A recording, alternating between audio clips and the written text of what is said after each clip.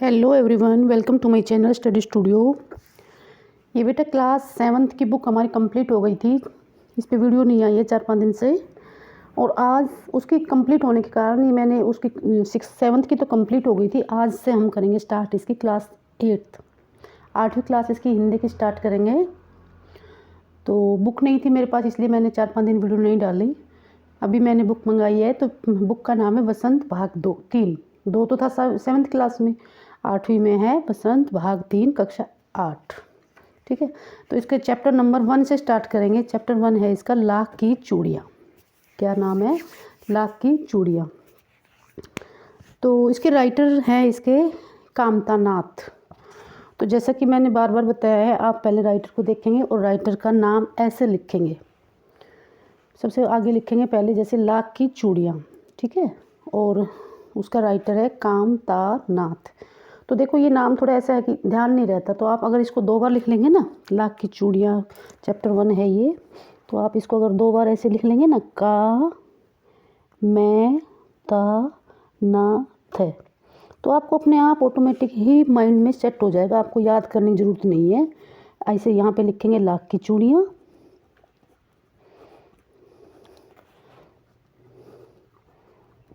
और यहाँ पे लिखेंगे कामता नाथ। ऐसे एक बार और लिखेंगे लाख की चूड़ियाँ। ये लाख रुपए की चूड़ियाँ नहीं है, कभी आप समझो लाख रुपए वाली चूड़ियाँ हैं। लाख एक मटेरियल होता है। ऐसे लिखेंगे कामता नाथ। 2 बार लिखते ही आपको कभी याद करने की जरूरत नहीं पड़ेगी उसको, ठीक है। ऐसे लिखना है 2 बार या 3 बार, बस बहुत है। तो चैप्टर का नाम है लाख की चूड़ियाँ। ये देखिए, ये है चूड़ियाँ बनाने वाला, और ये यहाँ पे लाख की चूड़ियाँ बना रहा है। लाख होता है एक मटेरियल होता है, उससे देख चूड़ियाँ बनाते हैं। लकड़ी सी होती है गोल गोल बेलन आकार की, इसमें वो गर्म करता है, पहले भट्टी में गर्म करता है और फिर उस लाख को इसमें गोल गोल ऐसे सेट करता है, तो धीरे धीरे चूड़ियों का आकार वो बन जाता है। जैसे वो ठंडे होते हैं वो उनको निकाल लेता है, ठीक है। पहले तो हम इसके चित्र देखेंगे क्या क्या है। और ये एक नीम का पेड़ है चैप्टर में, नीम के पेड़ के नीचे बैठ के वो बनाता है। आगे है, ये है बच्चा, ये लेखक है इस पाठ में, ये लेखक है, और ये है लाख की चूड़ी बनाने वाला आदमी। अब पहले तो वो चूड़ियाँ बना रहा था, बाद में ये आया है तो अब चूड़ियाँ नहीं बना रहा है, वो उसके बारे में बाद में बताऊंगी मैं क्लास। और तो कोई चित्र नहीं, इसमें 2 ही हैं। तो ये बच्चा है, अभी इस समय इसने लाख की चूड़ियाँ बनानी छोड़ दी है। रीज़न क्यों? क्योंकि आजकल मशीनी युग होने के कारण बहुत सारी काम मशीनों से हो जाता है, तो लाख हाथ से काम नहीं होता, क्योंकि हाथ से काम करते हैं तो ज़्यादा समय लगता है। और लाख की बजाय कांच की चूड़ियों का ज़्यादा इस्तेमाल होने लगा है। तो ये इसे पूछ रहा है, ये लेखक है, ठीक है, कामता नाथ।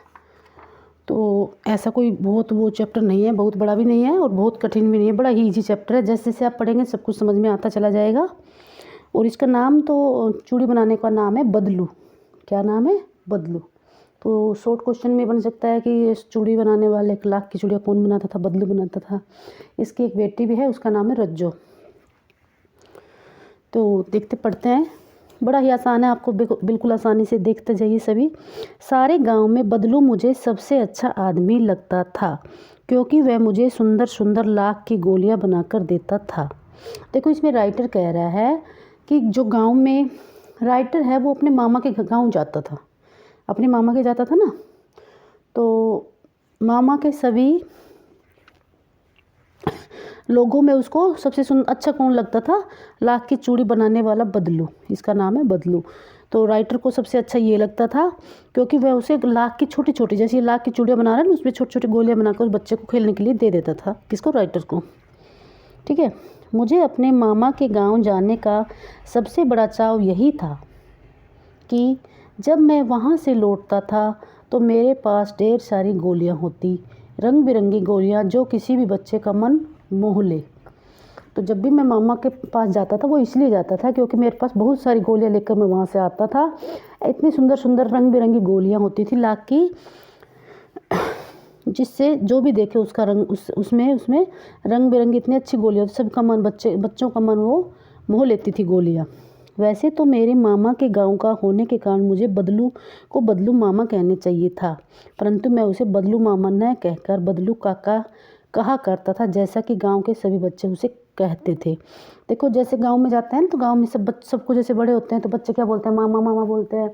तो वहाँ पे जाने के कारण वो सभी मेरे मामा लगते हैं, तो मुझे बदलू मामा कहना चाहिए था वहाँ पे जाके, लेकिन सभी बच्चे उसको बदलू काका कहते, तो मैं भी उसको बदलू काका ही कहता था।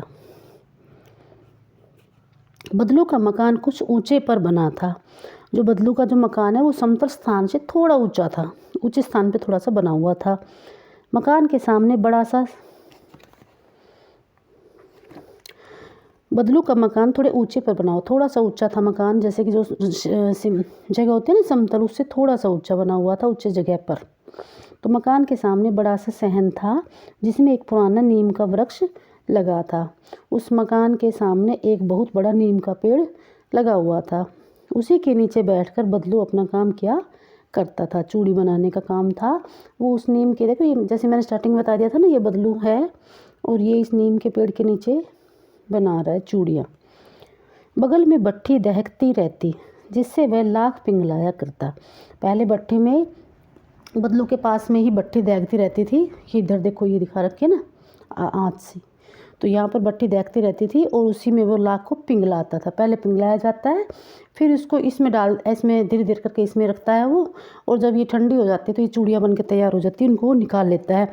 इसमें डालने के बाद उसके में वो काम और करता है, पहले इसमें डालता है, फिर इसमें रंग पेंट वगैरह कोई चमकीली कोई चीज़ लगानी होती है वो लगाता है, और बाद में फिर वो ठंडी करके उसको निकाल लेता है, पिघलाता था। उस सामने एक लकड़ी की चौखट पड़ी रहती जिस पर लाख के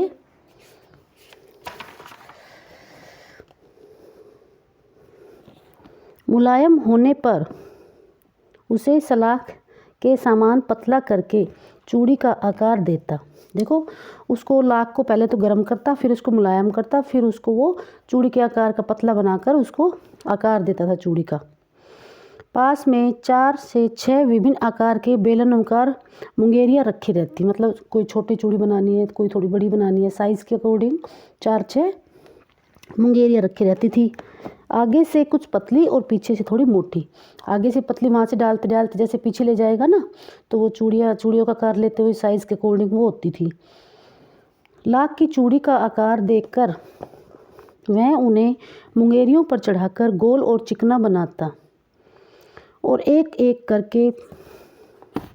कर पूरे हाथ की चूड़ियाँ बना चुकने के पश्चात वह उन पर रंग करता। पहले वो एक एक करके उनमें डालता और फिर बाद में उन पर रंग करता था। बदलू यह कार्य सदा ही एक मचिए पर बैठकर किया करता था। देखो मचिए इस चैप्टर में इसको बोला है, ये जो हमारे इधर तो पीढ़ा बोलते हैं और टेबल भी बोल देते हैं, छोटी चौकी भी बोल देते हैं ना, इसको बोलते हैं। तो बदलू क्या करता था, यह काम सदा एक मचिए पर बैठकर किया करता था जो बहुत ही पुरानी थी। बगल में ही उसका हुक्का रहता था जिसे वह बीच बीच में पीता था। देखो बीच बीच में वो चूड़ियाँ बनाते, बीच बीच में हुक्का भी पीता था। और गांव में मेरा दोपहर का समय अधिकतर बदलू के पास ही बीतता। क्या था कि मैं ज़्यादातर समय दोपहर में बदलू के पास ही रहता था।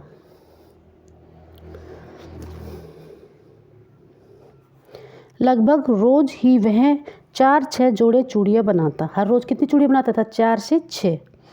पूरा जोड़ा बना लेने पर वह उसे बेलन पर चढ़ाकर कुछ क्षण चुपचाप, देखो मैं कुछ अंडरलाइन कर देती हूँ जो मेन लाइनें बन रही है ना। कितनी चूड़ियाँ बनाता था, 4 से 6 जोड़े। पूरा जोड़ा बना लेने के बाद वह उसे बेलन पर चढ़ाकर कुछ क्षण चुपचाप देखता रहता, मानो वह बेलन न होकर किसी नववधू की कलाई हो। चूड़ियाँ बनाता, फिर वो उस पर चढ़ाता और फिर वो ऐसे देखता जैसे वो बेलन नहीं है, जैसे कोई नई वधू क्या होती है, नववधू होती है, जिस नई शादी करके दुल्हन आती है ना, उसकी कलाई हो, ऐसे लगता उसको। बदलू मनिहार था। मनिहार होता है चूड़ी बेचने वाला, चूड़ी बनाने वाला। वो उनका पहले से ही उनके जो पेरेंट्स हैं, उनके दादा हैं, ये सभी उनके पैतृक पेशा होता है मनिहार का। तो बदलू का पैतृक पेशा था, वो चूड़ियाँ बनाना उसका पैतृक पेशा था और वास्तव में वह बहुत ही सुंदर चूड़ियाँ बनाता था। उसकी बनाई हुई चूड़ियों की खपत भी बहुत थी। मतलब इतनी सुंदर चूड़ियाँ बनाता था कि सभी लोग उससे चूड़ियाँ खरीदते थे, बहुत अधिक उसकी चूड़ियों की खपत होती थी। उस गांव में तो सभी स्त्रियाँ उसकी बनाई हुई चूड़ियाँ पहनती थी। बदलू के गांव में सभी औरतें उसी के हाथ की चूड़ियाँ पहनती थी, उसी के हाथ की बनाई हुई। इस गांव में तो सभी स्त्रियाँ हो गया, आसपास के गांव में भी लोग उससे चूड़ियाँ लेकर जाते थे, परंतु वह कभी भी चूड़ियों के पैसों में नहीं बेचता था। उसका अभी तक वस्तु विनिमय का तरीका था। क्या था कि आज भी क्या करते हैं कि पहले के समय में क्या था, कोई सामान देते थे, वस्तु विनिमय सामान, जैसे कोई गेहूँ दे दिया और चूड़ियाँ ले गया, कोई फल दे गया चूड़ियाँ ले गया, तो वो होता है वस्तु विनिमय, वस्तु को देना और वस्तु ही लेना। ठीक है, तो उसका अभी तक वस्तु विनिमय का तरीका था। वस्तु विनिमय पूछे तो वस्तु के लेन देन। ठीक है, और लोग अनाज के बदले उसे चूड़ियाँ ले जाते थे। बदलू स्वभाव से बहुत ही सीधा था। मैंने कभी भी उसे किसी से झगड़ते नहीं देखा था। ये कौन कह रहा है? लेखक कह रहे हैं। हाँ, शादी विवाह के अवसरों पर वह अवश्य जिद पकड़ लेता था। जब शादी का मौसम होता, शादी के दिनों में वो जब चूड़ियाँ बेच देता था तो वो जिद पकड़ लेता था और एक भी पैसा कम नहीं करता था। जीवन भर चाहे कोई उससे मुफ्त चूड़ियाँ ले जाए, परंतु विवाह के अवसर पर सारी कसर निकाल लेता था। आखिर सुहाग के जोड़े का महत्व ही तो होता है। मुझे याद है, मेरे मामा के यहाँ किसी लड़की के विवाह पर जरा सी किसी बात पर बिगड़ गया था, तो वह फिर उसको मनाने में लोहे लग गए थे। मतलब कि वो जो बदलू किसी बात के कारण बिगड़ गया था, तो उसको मनाने के लिए लोहे लग गए, मतलब बहुत मेहनत करनी पड़ी उनको मनाने के लिए। विवाह में इसी जोड़े का मूल्य इतना बढ़ जाता था कि उसके लिए उसकी घरवाली को सारे वस्त्र मिलते। मतलब कि जब वो शादी ब्याहों में जब चूड़ियाँ बनाता था तो उनको इतना अधिक कुछ मिलता था कि बदलू की पत्नी के लिए वस्त्र, ढेरों अनाज मिलता था, उसको अपने लिए पगड़ी मिलती थी और रुपये जो मिलते थे 100 अलग। मतलब विवाह शादियों में वो अड़ जाता था और वो खूब पैसे और वो उनको मिलते थे।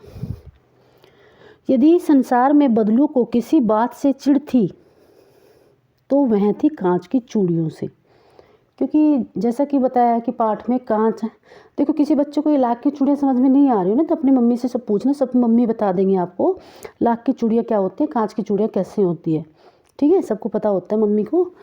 तो बदलू लाख की चूड़ियाँ बनाता था, कांच की चूड़ियाँ नहीं बनाता था। उसको एक चिढ़ थी, तो उसको किस चीज़ से चिढ़ थी? लाख की चूड़ियों नहीं, सॉरी, कांच की चूड़ियों से उसको चिढ़ थी। यदि किसी भी स्त्री के हाथों में उसे कांच की चूड़ी दिख जाती तो वह अंदर ही अंदर कूद उठता, बहुत बुरा लगता, उसको बहुत गुस्सा आता। कभी कभी तो 2-4 बातें भी सुना देता। मुझसे तो यह घंटों बातें किया करता। लेखक कह रहा है, मुझसे तो घंटों बातें करता था बदलू।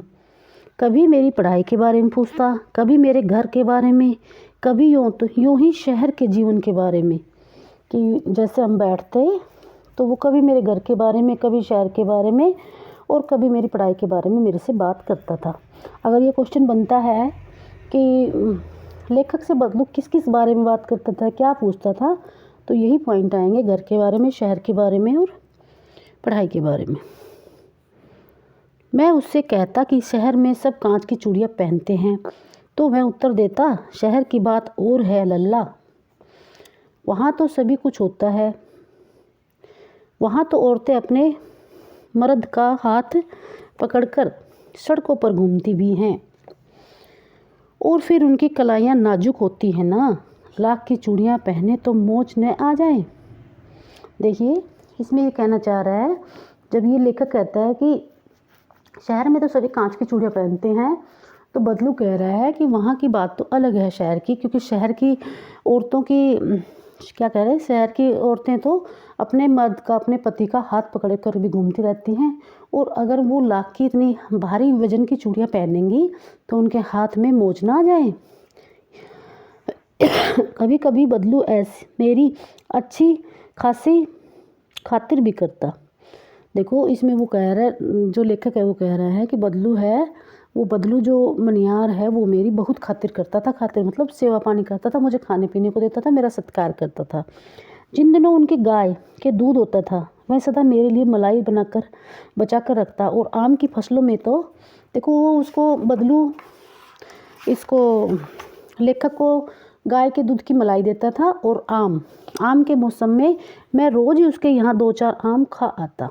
जब आम का मौसम होता तो मैं 2-4 आम खा के भी आता, मुझे आम भी देते थे वो। परंतु इन सब बातों के अतिरिक्त जिस कारण वह मुझे अच्छा लगता था वह था लगभग रोज़ ही वह मेरे लिए 1-2 गोलियाँ बना देता। सबसे ज़्यादा मुझे अच्छा इसलिए लगता था कि मेरे लिए 1-2 गोलियाँ तो वो रोज़ बनाता ही था। किसकी? लाख की गोलियाँ। मैं बहुधा हर गर्मी की छुट्टी, बहुधा मतलब अक्सर या अधिकतर, बहुधा हर गर्मी की छुट्टी में अपने मामा के यहाँ चला जाता था हमेशा, और एक आध महीने वहाँ रहकर स्कूल खुलने के समय वापस आ जाता था। परंतु 2-3 बार ही मैं अपने मामा के यहाँ गया होऊंगा तभी मेरे पिता की एक दूसरे शहर में बदली हो गई। देखो, राइटर कह रहा है कि अक्सर छुट्टियों में मैं अपने मामा के घर जाता था, लेकिन मैं 2-3 बार ही मामा के यहाँ गया था, और लेकिन मेरे पिताजी की वहाँ से बदली हो गई जहाँ वो रहते थे शहर में। और एक लंबी अवधि तक मैं अपने मामा के गांव ना जा सका। अब बदली होने के कारण वो दूर रहने लगे और वो अपने मामा के नहीं जा सके बच्चे, लेखक। तब लगभग 8-10 वर्षों के बाद जब मैं वहाँ गया तो इतना बड़ा हो चुका था कि लाख की गोलियों में मेरी रुचि नहीं रह गई थी। अब वो कितने साल बाद गया है देखिए, लेखक 8-10 साल के बाद मामा के गया है और वो इतना बड़ा हो गया कि उसको लाख की गोलियों में अब रुचि नहीं थी। बच्चा था तो उसको रुचि थी, अब नहीं है। अतः गांव में होते हुए भी कई दिनों तक मुझे बदलू का ध्यान न आया। मैं देखो मामा के गया और मुझे बदलू कई दिनों तक ध्यान नहीं आया। इस बीच मैंने देखा कि गांव में लगभग सभी स्त्रियां कांच की चूड़ी पहने हैं, तो मेरा ध्यान गया कि स्त्रियां कांच की चूड़ियां पहन के घूम रही है। विरले ही हाथों में मैंने लाख की चूड़ियां देखी। इन सभी हाथों में मैंने लाख की चूड़ियों को देखा था। तब एक दिन सहसा मुझे बदलू का ध्यान आया। बात यह हुई कि बरसात में मेरे मामा की छोटी लड़की आंगन में फिसल कर गिर पड़ी।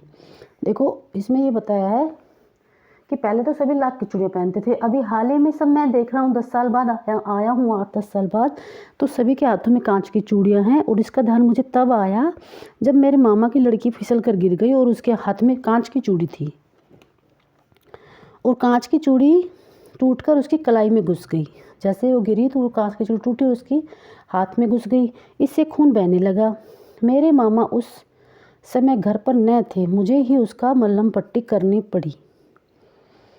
तभी सहसा मुझे बदलू का ध्यान हो आया। मैंने सोचा कि उससे मिल आऊं, अतः शाम को घूमते घूमते उसके घर चला गया। देखो, पहले वो हर समय उसके घर जाता था, बदलू के घर में। लेखक तो 8-10 साल के बाद आया है तो उसको ध्यान है घर कहाँ था, तो वो घूमते घूमते शाम को उसके घर चला गया। बदलू वहीं चबूतरे पर नीम के नीचे एक खाट पर लेटा था। नमस्ते बदलू काका, मैंने कहा। लेखक कह रहा है कि नमस्ते भैया। उसने मेरी नमस्ते का उत्तर दिया और उठकर खाट पर बैठ गया, परंतु उसने मुझे पहचाना नहीं। देर तक मेरी ओर निहारता रहा।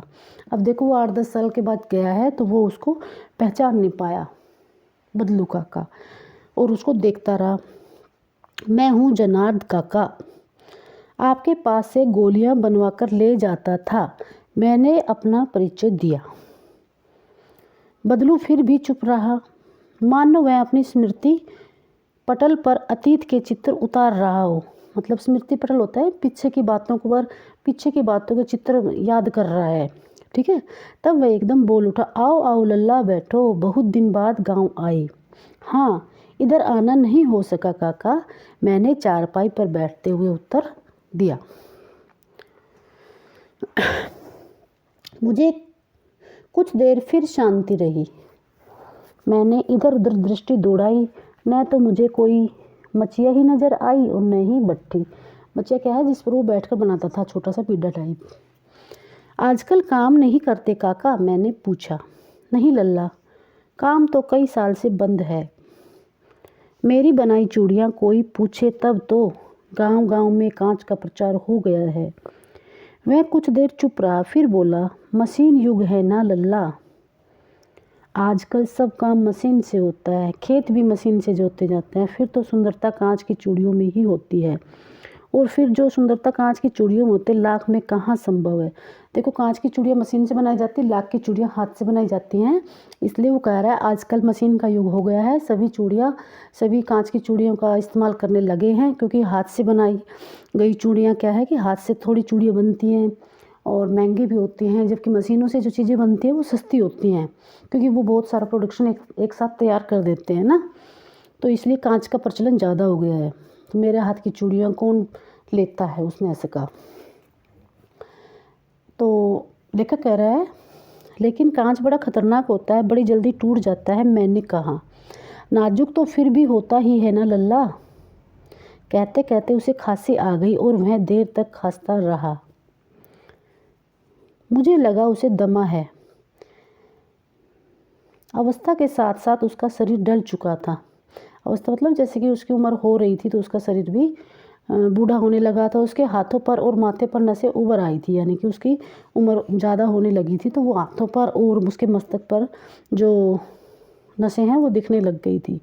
जाने कैसे उसने शंका भांप ली और बोला दमा नहीं है, मुझे फसली खांसी है, यही महीने 2 महीने से आ रही है, 10-15 दिन में ठीक हो जाएगी। देखो मैं ऐसा सोच ही रहा था कि उसको कोई दमा तो नहीं है, तो उन्होंने इस बात को भांप लिया कि लेखक ऐसा सोच रहा है, बच्चा ऐसे सोच रहा है, तो उसने तुरंत उससे कहा कि ये कोई दमा नहीं है मुझे बेटा, और मेरी तो वैसी जो खांसी आती है ना, जो सीजन वाइज खांसी हो जाती है, मौसम के अकॉर्डिंग हो जाती है ना, वो खांसी है, नॉर्मल खांसी है, 10-15 दिन में ठीक हो जाएगी।